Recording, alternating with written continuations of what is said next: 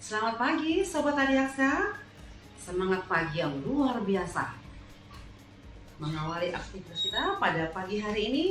Berjumpa lagi bersama saya Joy Sinaga dalam program Jaksa Daring seperti biasa yang kita adakan secara rutin pada minggu kedua setiap bulannya, yang merupakan program unggulan Kejaksaan Tinggi Sumatera Utara, yaitu program penyuluhan hukum dan konsultasi hukum gratis secara live melalui akun Instagram Kejati Sumur.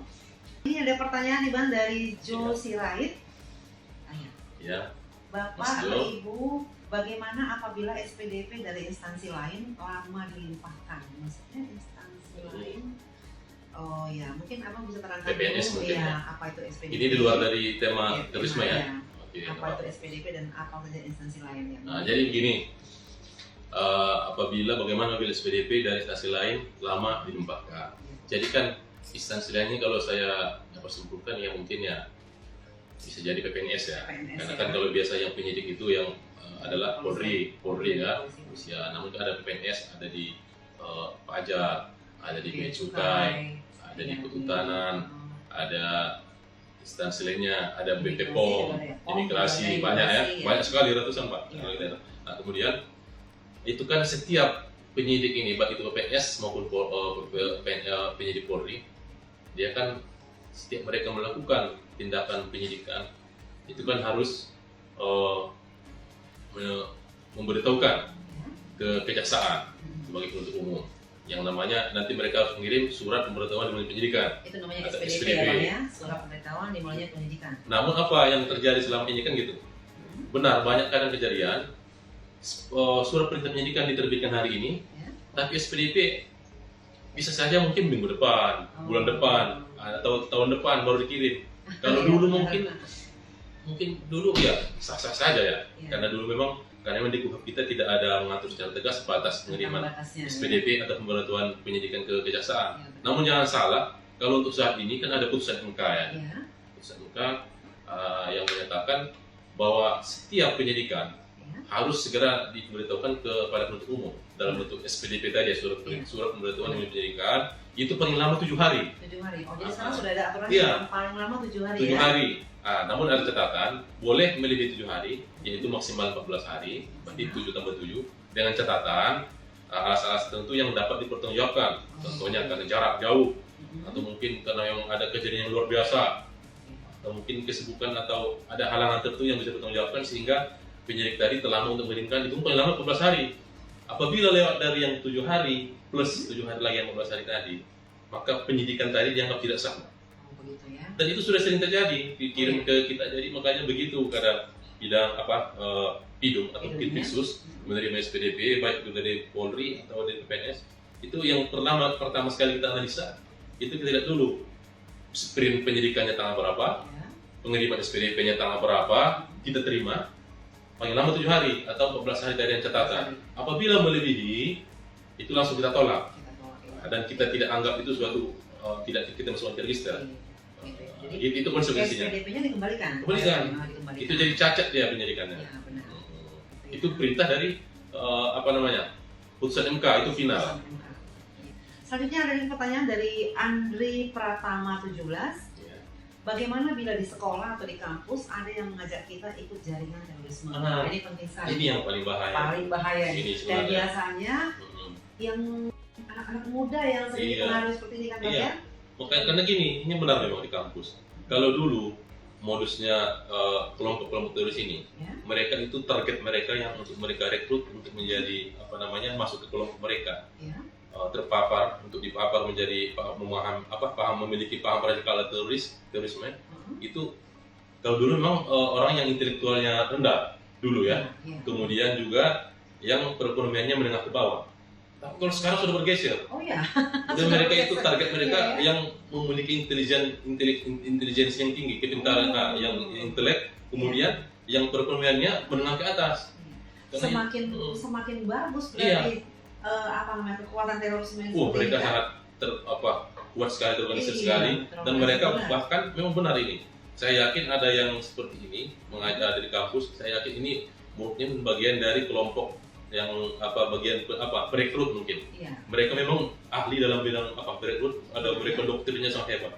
Bahkan ada kelompok mereka, Ya. saya pernah lihat ada wawancara dengan mantan terorisme yang sudah tobat, Mas Ali Imron kalau tidak salah namanya. Pernah ketemu berarti ya? Ketemu saya lupa, tapi waktu itu, tapi kalau ketemu saya lupa apakah dengan beda, tapi waktu itu pernah waktu di terorisme ada waktu itu alumni iya. teroris juga. Alumni ya. Tapi kalau saya lihat bukan dia, tapi yang Ali Imron saya ingat, saya Sudah pernah dengar, coba ini. dia pernah menyatakan dalam 2 jam saya bisa mendoktrin orang menjadi terorisme. Wah, 2 jam. Biasa, iya ya. Iya. Luar biasa. Berarti dia sudah punya ilmu yang Iya, mereka ini. mantap Iya. merekrut orang sehingga bisa terpengaruh dan bisa ikut Iya. dalam jaringan ini ya. Jadi apabila terjadi hal seperti ini di kampus, maka sebaiknya segera laporkan. Kemana mau dilaporkan? Iya, Mungkin ya ke kepolisian boleh, ke Polri, ke Polda, ke Polres atau ke Polsek, ke BNPT boleh, atau ke Densus boleh, atau ke kita pun boleh. Nanti kita laporkan juga ke yang terkait, mungkin Densus yang paling sesuai dengan tupoksinya. Jangan takut berarti ya. Jangan takut. Jangan takut. Justru, Laporkan. tapi kalau bisa mungkin jangan diam-diam saja laporkan kita, jangan terang-terangan melaporkan gitu. Karena memang berbahaya juga. Jadi mereka ini ngeri. Jadi mereka ini ngeri di mana-mana. Banyak dengan. Ini dari Ricardo Simanjuntak. Keren banget kerja Nisu. Salam hormat buat Pak Yusnar. Mantap sekali penjelasannya Pak. Luar biasa. Terima kasih. Ini juga dari Jo Sirait. Titip salam buat Bapak Yos Tarigan. Kasih penkum ya Pak Ibu. Ya disampaikan salamnya salam, ya Pak Jo Yos. Sirait. Oke. Iya baiklah. Nah ini perkara tindak pidana terorisme ini apakah pernah terjadi di Sumatera Utara ini ya Pak? Banyak. Nggak hanya di Bali ya berarti ya? Banyak ya? Banyak sebenarnya. Ada yang kita ketahui, ada yang dirilis, ada yang tidak dirilis. Ya. Tapi yang kalau kita ketahui saja ya, yang saya ingat ya, kalau saya tidak salah, ada dulu perampokan Simbeniaga. Yang bentuknya perampokan mereka Itu jaringan terorisme juga? Iya, itu jaringan teroris. Mereka itu adalah untuk pengumpulan pendanaan. Jadi dengan mereka tujuan itu, narkoba, tujuannya untuk pendanaan iya, terorisme. karena memang mereka ini untuk membutuhkan dana yang sangat besar. Iya, benar. Kalau personal mereka, mereka menghalalkan segala cara, mau menipu, mau rampok, mencuri, mereka lakukan semua. Bahkan mungkin ya hasil korupsi bisa jadi kan? Oh, iya. Ya. Oke. Jadi kalau misalnya mereka disidangkan, banyak dong pasal yang dikenakan kepada mereka, ya ada korupsinya, Iya. ada pencuriannya, Iya. ada tindak pidana terorismenya. Iya, bisa gitu ya. lapis ya. Iya benar. Jadi Pasal kalau berlapis ya. kembali kita ke pertanyaan tadi, kejadian di Sumut banyak sebenarnya. Dan bahkan yang hari ini yang masih kita ingat ada di penyerangan di Poltabes Medan ya. Di tahun 2019 ya kalau tidak salah ya. Bogor itu ya, kalau nggak Iya, salah ya. ada korban juga kan. Oh, Luka memang, tapi yang meninggal yang pelakunya. Kemudian ada waktu itu penyerangan di Polda Sumut. Ada juga kalau tidak salah di posnya kalau tidak salah. Kemudian ada juga di Sibolga di tahun 2011 kalau sudah tidak salah. sampai ke daerah juga ya, Oh, iya. yang hanya di kota Medan Iya, ya. di Sibolga waktu itu ada meledaknya bom dari salah satu kelompok teroris. Kalau saya tidak salah istrinya juga ikut di situ. Oh iya. Di Sibolga. Ya. Kemudian yang paling hot apalagi di dalam bulan ini, tidak salah tanggal berapa kemarin, sekitar minggu lalu atau 2 minggu lalu, ternyata sebagaimana di berita ada penangkapan 13 orang jaringan teroris. Yang ada sekitar 3 orang penangkapannya di Sumut. Kemudian setelah kita cek data ternyata ada 5 orang ternyata. Setelah kita koordinasi juga dengan teman-teman di Densus, mereka ternyata yang 13 orang ini kalau tidak salah di Sumut ada 3 ditangkap, kemudian di Riau 1, di Aceh ada 9, tapi yang di Aceh ini ada yang warga Sumu. Jadi yang di Sumut ini kalau saya tidak salah kemarin itu sudah kita terima juga SPDP-nya. Ya. Kita terima SPDP. Di Kejaksaan Ya, dalam bentuk tembusan ada 5 SPDP, ada warga dari Hamparan Perak. Ya. Hamparan Perak ini saya tidak tahu kenapa sering ini terjadi di sana, Pak, ada sering penduduk sana. Karena dulu saya lupa tadi, kejadian termasuk di penyerangan Polsek di Hamparan Perak. Ingat nggak dulu yang di Berondong ada mati beberapa orang kan? Oh iya. Jadi sebenarnya basis ini. Kita hati-hati. Mungkin tetangga kita, teman kita. Atau mungkin karena Sumut ini orangnya keras ya. Jadi bisa jadi. direkrut. Satu lagi karena memang kita di Sumut ini majemuk ya. Iya. Semua suku ada di sini. Benar. Jadi ini salah satu potensi yang sangat rentan juga untuk memudahkan aksi terorisme. Jadi Hamparan Perak juga ada. Kemudian yang tadi yang saya bilang ada yang 5 dari Sumut itu 5 SPDP yang terima. Kalau saya lihat ada warga dari 1 dari Hamparan Perak, Sunggal, ada Sergei, sama saya lupa, tapi daerah Deli Serdang kalau tidak salah. Dan sebelum-sebelumnya juga kita sering terima SPDP tembusan, tapi memang mereka jaringan. Yang jadi perlu hati-hati lah berarti warga Sumut ini ya Bang ya. Perlu hati-hati. Dan kayaknya bagus sekali ya kalau kita menyampaikan informasi tentang terorisme ini secara live ini. Jadi Sobat Adiaksa dan seluruh warga Sumut ini bisa lebih berhati-hati karena seperti yang Abang terangkan tadi, Sumut termasuk basisnya juga, ya kan? Masuk basis. Ya benar. Jadi betul-betul harus hati-hati. Jadi sangat bermanfaat kita angkat tema tentang terorisme ini. Nah, selama ini sudah ada Abang persidangan terorisme ini di Sumut ini ya? Jadi berdasarkan Jakarta kah atau bisa disidangkan di Medan? Nah itu ya. Jadi berdasarkan saya lihat di register kita bahwa penanganan terorisme memang dulunya itu adalah di daerah tergantung lokus deliktinya, apalagi khususnya yang dianggap mungkin tidak berbahaya ya. Dilaksanakan di daerah. Jadi kalau saya tidak salah yang perkara simpelnya dulu itu disidangkan di Medan.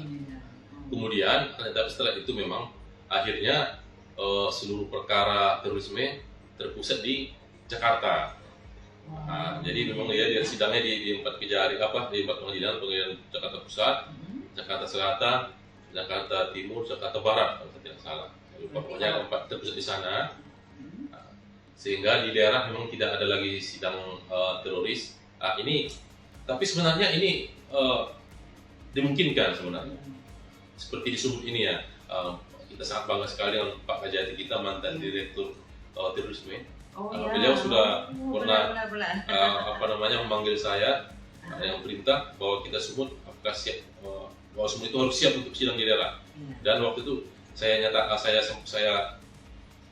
sampaikan siap.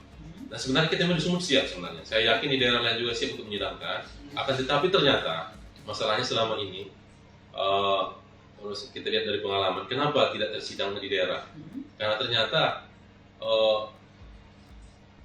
daerah itu khususnya Pemda ya, Pemda termasuk Forkopimda itu dengan kesepakatan mereka ternyata mengkhawatirkan apabila di sidang daerah mungkin yang paling dikhawatirkan adalah masalah stabilitas keamanan.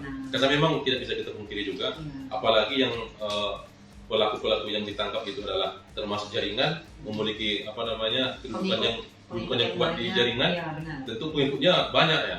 Kita khawatir nanti ada efeknya gimana untuk keamanan. Karena memang untuk pelaksanaan persidangannya pun kita selalu berkoordinasi dengan Densus. Mereka biasanya mengamankan persidangan, mengamankan terdakwa, termasuk mengamankan jaksanya loh. Iya benar. Jadi akhirnya memang disidangkan di pusat dalam mekanisme yang sudah diatur tentunya. Iya benar. Dan di sana mungkin bisa lebih banyak lagi aparat kepolisian yang menjaga keamanan untuk pelaksanaan persidangan, karena dekat dengan markas besar kepolisian. Tapi saya yakin ke depan ini sesuai dengan arahan Pak Ajat juga kemarin, bahwasanya Sumut mungkin akan meminta agar dilakukan persidangan di Sumut, khususnya terhadap pelaku terorisme yang dianggap tidak rawan ya, tidak merupakan tokoh di jaringannya. Bukan tokoh utama mungkin hanya simpatisan atau mungkin hanya penyumbang dana. Itu mungkin berhubungan dengan undang-undang pendanaan terorisme ya. Ada pencegahan tindak pidana pendanaan terorisme. Benar Bang. Memang harus kita jaga betul keamanan. Dan mungkin untuk tindak pidana terorisme ini yang menyidangkan bukan hanya jaksanya, jaksa, hakim, penyidiknya, saksinya, korbannya, semua yang perlu keamanan ya kan. Saya juga mungkin kalau disuruh menangani perkara terorisme takut juga kan. Iya karena kan kita nggak tahu, karena mereka punya banyak jaringan, punya banyak anggota yang membuat kita tidak aman untuk kemana-mana gitu ya. Tapi Bang, apakah ada ya dalam undang-undang terorisme ini perlindungan terhadap saksi, terhadap penyidik, penuntut umum, hakim ataupun keluarganya? Ada ya. Ya, di undang-undang terorisme yang baru ini ada diatur tentang perlindungan baik terhadap jaksa, hakim, polisi, penyidiknya, kemudian saksi korban, saksi-saksinya, kemudian advokatnya juga ada. Tapi dia ada di bawah, kalau saya tidak salah, khusus untuk hakim, jaksa dan penyidik itu dilakukan pengamanannya oleh aparat penegak hukum dan aparat kepolisian. Sedangkan yang untuk advokat, saksi korban, atau saksi, itu perlindungannya dilakukan oleh lembaga yang melakukan perlindungan saksi dan korban, itu LPSK. Ya, jadi Dan dijamin. pimpinan kita, Pak Jaksa Agung juga, kejaksaan sudah menerbitkan ada pedoman di 2021.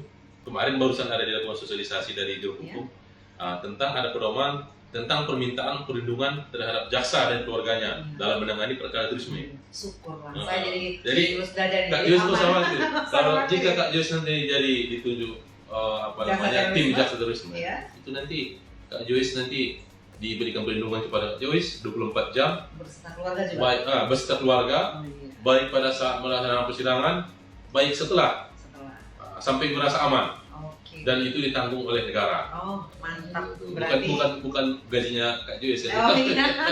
Berarti aman ya kalau jaksa Aman, nanti iya. menangani perkara terorisme. Saya nggak takut lagi lah bang. Iya ya, berarti siap nanti ya masuk timnya. Siap, Oh iya, siap. mantap. Oke. Jaksa kan harus siap ya Iya, kan? iya, Kan? iya. Oke. Kita lihat dulu masih banyak nih. Ya masih ramai yang menonton kita, luar biasa pada pagi hari ini, semangat yang luar biasa sobat Adiak saya. Oke baiklah, ini ada pertanyaan lagi nih bang Iya. dari Andre Pratama yang 17. Oh yang tadi lagi nih. Izin Pak, apabila terjadi di kampus atau di sekolah, bagaimana penanganannya dan pasal apa yang dikenakan? Oh mungkin ini terjadi di kampus. ada terorisme mungkin ya di kampus ya. Kurang spesifik sebenarnya pertanyaan, tapi mungkin bisa menjelaskan ya. Terjadi di kampus di sekolah. Ya terima kasih Mas Andre, sobat Andre Pratama 17 ya. Jadi sebenarnya terjadinya dimanapun sebenarnya hampir sama ya sebenarnya, kampusnya di mana, baik di kampus, ya penanganannya ya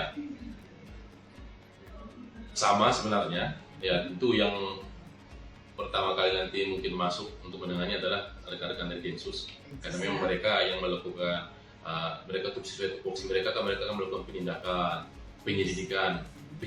Tentunya nanti mereka akan melakukan penyelidikan dulu ya, penyelidikan dulu, mencari peristiwanya dulu, benar nggak ada peristiwanya kan gitu.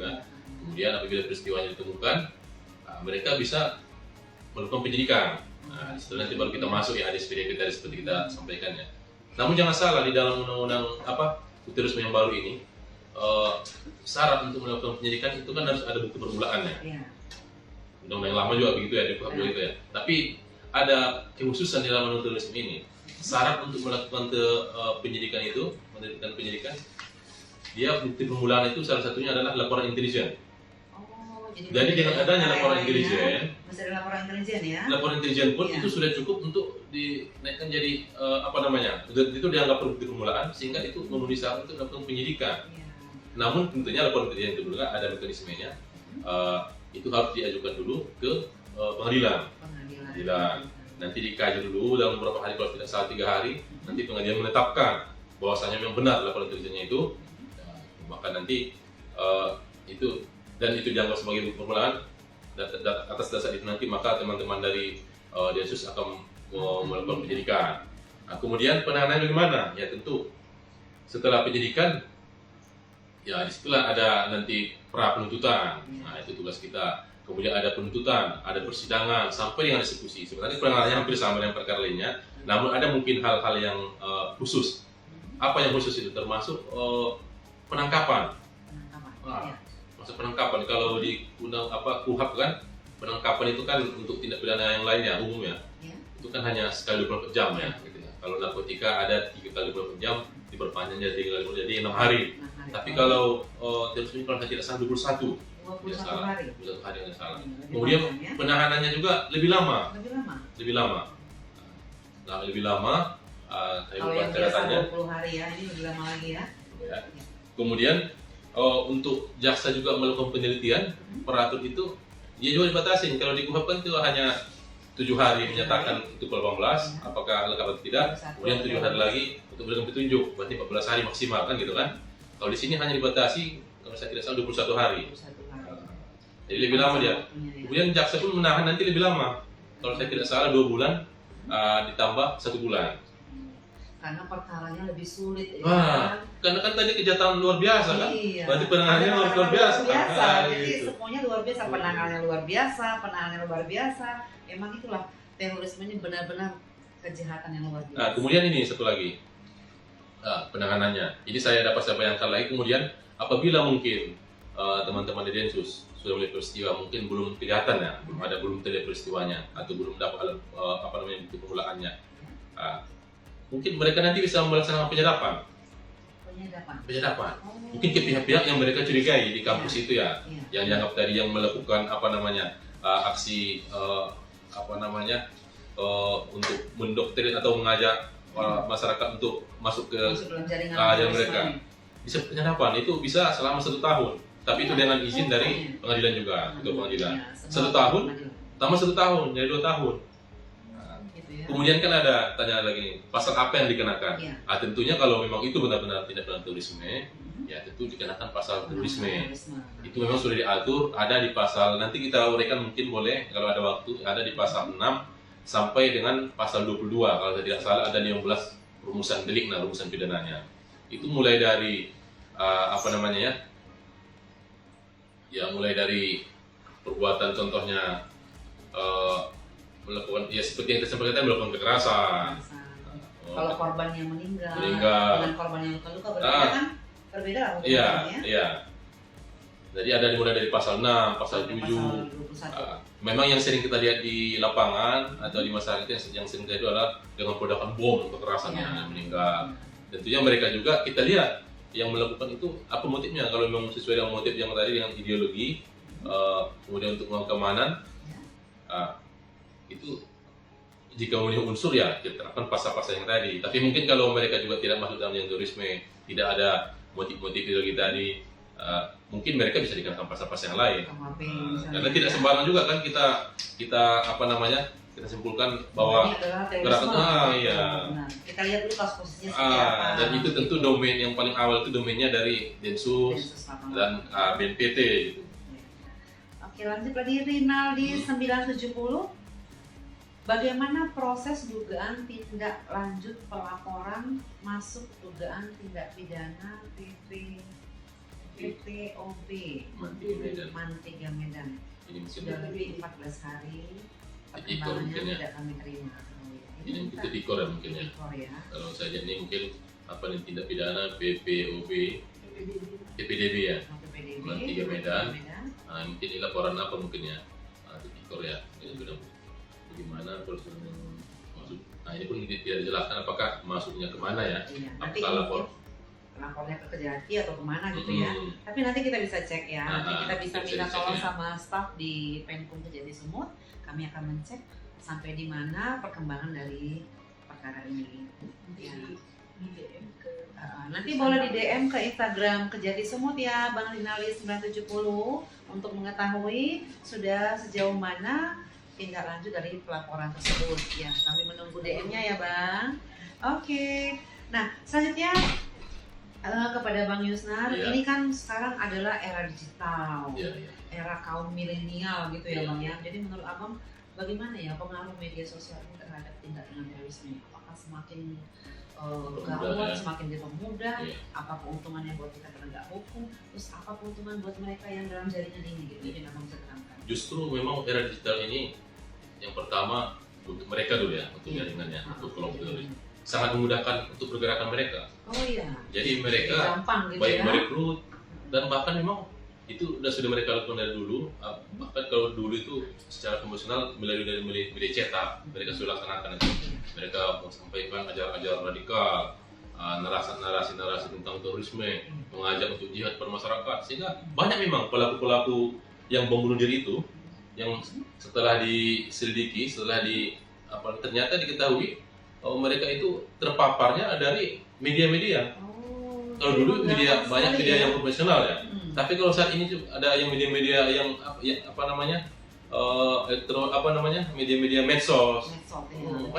Lebih cepat berkembang malah. Termasuk yang di Poltabes Medan. Kalau saya tidak salah, dia itu terpaparnya karena medsos.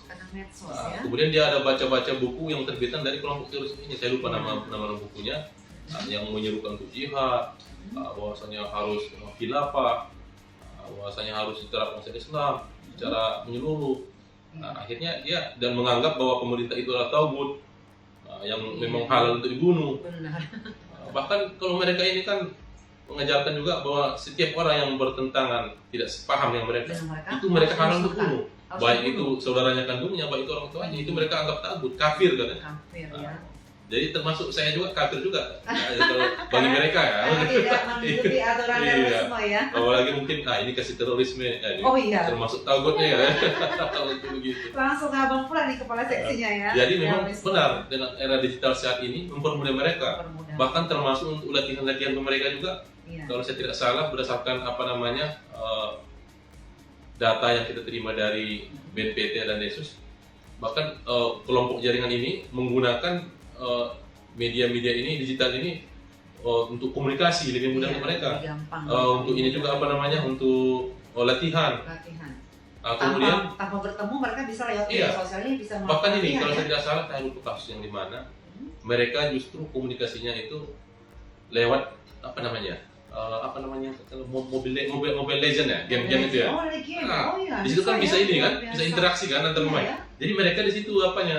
Luar biasa perkembangan teknologi. Mungkin banget kalau buat seperti jadi- itu kan Mobile Legend mungkin kan aparat penegak aparat kepolisian Densus mungkin tidak memantau sampai di situ. Iya, benar.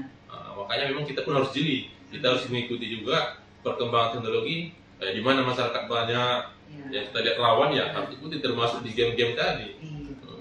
Jadi memang betul-betul harus waspada. Iya. Tapi perkembangan teknologi ini juga mempermudah para penegak hukum juga. Iya, mempermudah kita juga. melihat mengikuti perkembangan dari Iya. jaringan terorisme ini. Contohnya, umpamanya ada yang turis menebarkan paham-paham radikal, Iya. narasi turisme di media.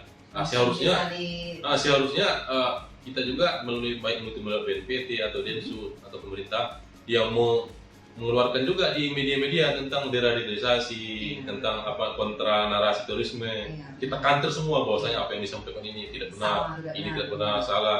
Kita minta pendapat-pendapat dari tokoh-tokoh agama kita, mana yang benar, nah, gitu kan. Sehingga masyarakat itu tidak mudah untuk terpapar gitu.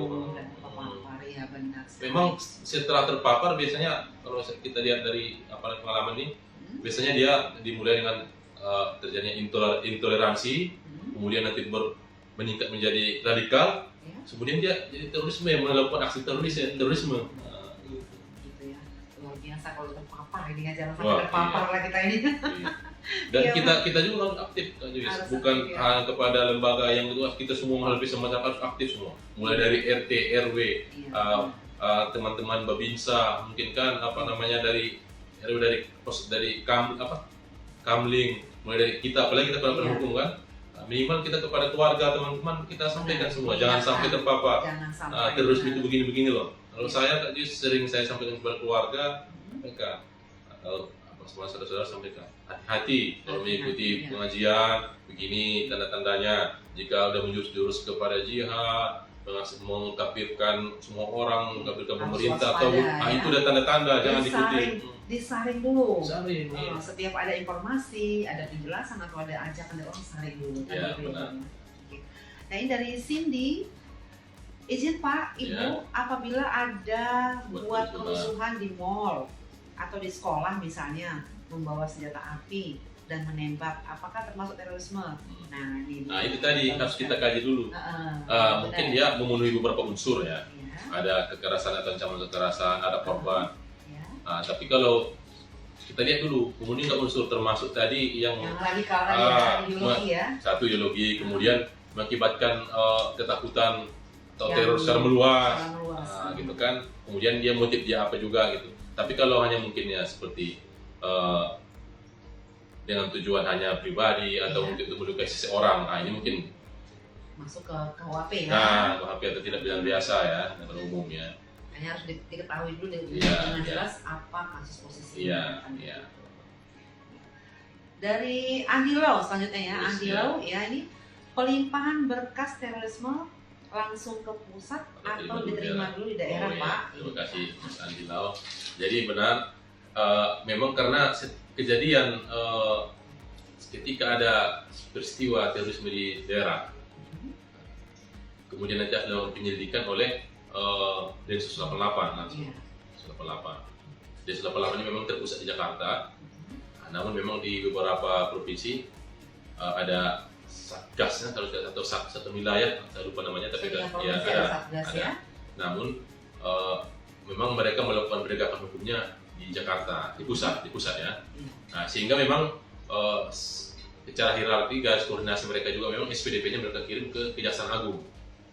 Memang benar SPD surat pemberitahuan dimulainya penyidikan itu ketika ada sprint penyidikan, mereka terima SPDP, mereka kirimnya ke Kejaksaan Agung, ke Jampidum tentunya. Karena di Jampidum juga ada Satgas Terorisme loh. Jadi kejaksaan juga memang serius ya menangani terorisme. Ada dibentuk Satgas oleh Bapak Jaksa Agung di Jampidum. Iya, di bawah Jampidum. Ada Satgas Terorisme, nanti SPDP-nya dikirim ke sana. Oh, tapi salah maksud saya, Satgas Terorisme juga, kemudian ada Direktur Terorisme, bukan meningkat sekarang, bukan Satgas lagi. Kalau dulu ada Satgas Terorisme, maaf, dulu ada Satgas Terorisme, sebelum ada terorisme. Kalau sekarang, sejak adanya Perpres tentang Ortala, Kejaksaan, Organisasi Tentang Kejaksaan 2017 kalau tidak salah, itu sudah ada Direktorat Terorisme. Jadi sekarang sudah ditangani langsung Direktur Terorisme. Kalau dulu Satgas Terorisme, sekarang Direktur Terorisme. Semakin meningkat berarti ya? Meningkat, serius berarti kan? Semakin serius penanganan terorisme ini. Kemudian kalau di daerah, karena terjadinya di daerah kita, lokusnya di sini, kita hanya menerima tembusan biasanya. Tembusan di Kejaksaan Tinggi, kemudian biasanya tembusan di Kejaksaan Negeri, tempat kejadian perkara tersebut. Jadi penanganannya semua. Penanganannya tetap masih terpusat untuk saat ini. Itu tadi kami sampaikan ada di 4 wilayah hukum pengadilan. Di pusat Jakarta Barat, Jakarta Timur, Selatan, Jakarta Pusat. Kalau tidak salah. Gitu. Begitu ya Pak Andi Lau. Jadi itu mungkin sudah menjawab juga pertanyaan Bapak tentang alur perjalanan, alur penanganan tindak pidana terorisme. Tapi Kak Joyce, sekalipun sidangan di sana, kita kan sudah terima SPDP. Tetap kita catat di administrasi kita ya. Register mungkin tergantung yang tidak sampai register ya di administrasi kita. Namun itu kita pantau. Kita koordinasi seperti kemarin ada di terima SPDP juga, kita koordinasi dengan teman-teman dari Densus, BNPT, kemudian di daerah. Kemudian nanti dari teman-teman di Kejagung kita juga koordinasi minimal secara lisan lah, kita tanya perkembangan bagaimana. Kita mengikuti dari awal sampai akhir putusan. Namun jangan salah, sekalipun sidangnya di sana, nanti pada saat eksekusi, maksudnya eksekusi kalau mau penjara ya sudah jadi napi, sudah ingkrah perkaranya, itu bisa saja mungkin ditempatkan di lapas di daerah masing-masing. Oh, jadi dikembalikan lagi. Tergantung dari profiling orang napinya nih. Kalau mungkin tidak berbahaya untuk dikembalikan ke daerahnya. Jadi, makanya di Sumut ini ada beberapa orang. Kalau saya tidak salah, napi terorisme kalau tidak salah ada sekitar 20-an kalau tidak salah. Gitu ya. Sekarang mereka ditahan di Tanjung Ada di Tanjung Musta, ada di beberapa lapas lain juga. Dan ini tetap dipantau oleh dibina oleh selain lapas, itu yang tupoksi yang membina semua napi, BNPT juga ikut membina. Dan ada lagi ini, ada namanya semacam lembaga bentukan masyarakat ya, macam SM, ada namanya kalau saya tidak salah FKPT kalau tidak salah, Forum Kerjasama Pembinaan napi terorisme gitulah. Jadi mereka ini yang sering melakukan penyuluhan khusus untuk napi terorisme. Saya juga pernah diajak dan kita koordinasi dengan mereka, dan memang di situ unsurnya dari tokoh-tokoh agama banyak, tokoh-tokoh agama, tokoh pemerintah daerah juga. Jadi tujuannya itu untuk mengajak kembali, membina kembali, memberikan penyuluhan kembali kepada napi terorisme tadi. Kita bina, kita sampaikan apa sebenarnya yang dilaksanakannya, apa sebenarnya yang paham yang benar itu seperti apa. Kita ajarkan NKRI gitu. Jadi napi terorisme itu tidak dibiarkan ya, malah dibina ya. Bahkan begitu dia keluar dari LP itu harus dipantau juga. Pantau. Itu teman-teman dari BNPT. Jangan sampai. Memang luar biasa, memang kejahatan luar biasa, penanganan juga luar biasa. Sampai jadi napi pun, sampai keluar pun tetap ditangani luar biasa. Itu nanti teman-teman dari BNPT yang betul-betul itu nanti dilihat dulu, benar nggak dia sudah NKRI. Kemudian kita takut nanti jaringannya kembali bertemu lagi dengan beliau. Mungkin bukan dia yang datang, tapi mereka yang datang. Ini harus dipantau. Makanya memang napi-napi terus yang di dalam LP itu dilihat siapa yang datang. Keluarganya, keluarganya di profiling. Temannya siapa yang jemput, kita lihat. Jangan-jangan mereka bagian dari jaringan gitu. Waktunya tinggal 10 menit lagi kurang Aduh, lebih. tak Tapi terasa ya. pertanyaan luar biasa banyak ya Bang hari ini. Iya. Ini kayaknya topiknya asik benar untuk dibahas dan disampaikan kepada Sobat Adiaksa. Ini masih banyak pertanyaan padahal waktu tinggal 10 menit. Tapi tidak apa-apa, nanti kalau ada pertanyaan tidak bisa kami jawab karena waktu, kita nanti bisa komunikasi Atau melalui. Saya potong Kak, jadi boleh nggak saya sampaikan bermanfaat? Boleh silakan. Jadi mungkin silakan. teman-teman berpikir siapa yang terpapar itu kan masyarakat yang biasa ya. Iya. Jangan salah, Iya. yang ASN banyak loh. Oh iya, Banyak. ASN ya. ASN banyak, pegawai negeri banyak. Seperti yang Mas sampaikan di depan tadi, yang intelektual juga sekarang Yang ditarik, aparat ya kan? kepolisian ada juga. Oh iya. Bahkan dari cerita dari teman-teman dari polisi dari Ah. Densus itu, ada dulu yang ditugaskan dari Densus, Oh iya. dari kepolisian dia ditugaskan untuk melakukan apa namanya ya, penyusupan Mm-mm. ke jaringan terorisme. Iya. Sekitar berapa bulan dia, ternyata dia jadi ikut. Jadi terpapar. Nah, bahaya. Jadi memang untuk terorisme kita hati-hati. Hati-hati. Mereka benar, sangat pandai ya. sekali untuk Iya, benar. mendoktrin kita gitu. Iya ya. Bukan aku kan pintar gitu. Iya. Belum tentu. Mereka pandai. Kita pintar, mereka justru memanfaatkan Benar. kepintaran kita itu. Iya, benar. Jadi memang mereka memang ahli sekali Iya. untuk menjaring dan menjerat kita, ya kan? Terus perlu nggak ini ya, mungkin ciri-ciri apanya ya? Boleh. Ya, silakan. kan? Iya. Ada ciri-ciri, Oh, iya, ada bagus ciri-ciri sekali. orang yang terpengaruh radikal Bagus ya. ya. Dari Ini catatan atau data yang ada, bisa saya Sangat perlu sampaikan. untuk Sobat Adiaksa. Apa sih ciri-ciri orang terpengaruh radikal gitu kan? Ya. Nah, yang pertama biasanya dia mendadak antisosial gitu. Oh. Dia biasanya nggak mau gabung apa yang biasa gabung. Kita kan biasa gabung yang ngopi, Iya. diskusi, atau kumpul atau apa namanya rapat. Nah, dia mendadak antisosial, hilang gitu.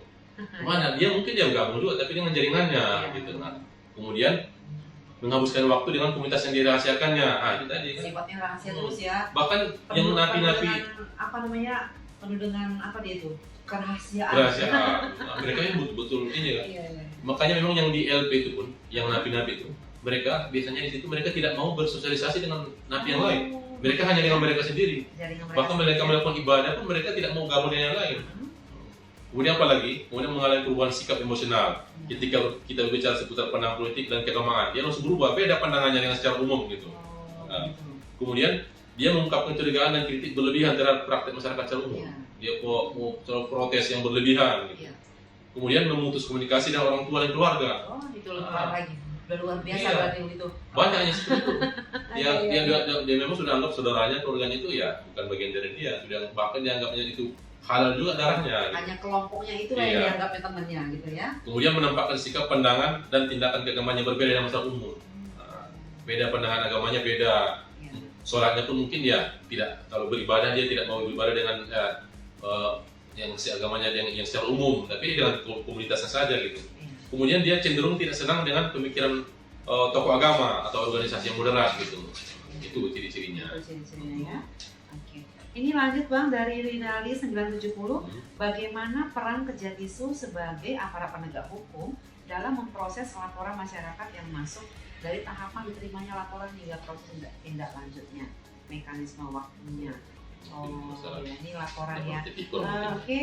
Tipikor atau labdu ya. Ya, untuk ini nanti Bang Rinaldi kami akan jawab dari DM aja ya.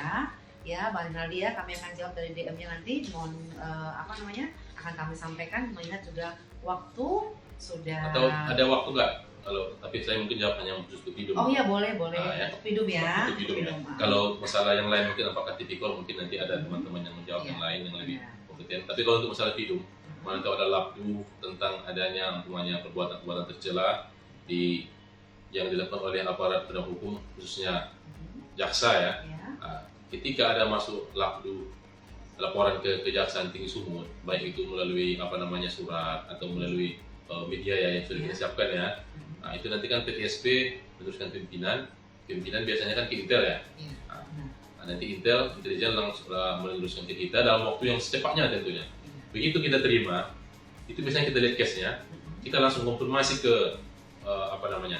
ke daerah yang dilaporkan tadi. Nah, konfirmasi, kita minta dulu klarifikasi bagaimana, kemudian kita analisa, kita lihat sejauh apa pelanggaran dilakukan. Benar. Kalau mungkin pelanggarannya hanya masalah teknis atau SOP, Ya. nah, mungkin kita bisa melakukan ya apakah itu eksaminasi atau mungkin hanya cukup supervisi ya. Iya. Nah, kalau mungkin tidak terlalu berat, tapi kalau mungkin ada pelanggaran SOP yang berat, mungkin kita Ya, eksaminasi. ya. Nanti kita setelah eksaminasi kita periksa yang bersangkutan tiap-tiap, nanti hasilnya kita simpulkan. Jika memang ada kita duga pelanggaran buatan tercela atau pelanggaran SOP atau pelanggaran undang-undang, nanti kita limpahkan di pengawasan. Nah, nanti pengawasan yang menindaklanjuti untuk jika memang terbukti melakukan perbuatan tercela, tentunya akan direkomendasikan untuk diberikan hukuman. Bahkan kalau mungkin ada melakukan pidana, ya kita rekomendasikan untuk dipidanakan, kan begitu ya. Iya. Nah, itu kalau hidup ya. Saya juga udah pernah diperiksa Pak Yusna kalau ada laporan. Jadi jaksa juga diawasi ya kan? Gitu, Pak, iya, ya? sama saya juga. Iya, benar. Pak Yos juga ya, Benar. diawasi semua. Jadi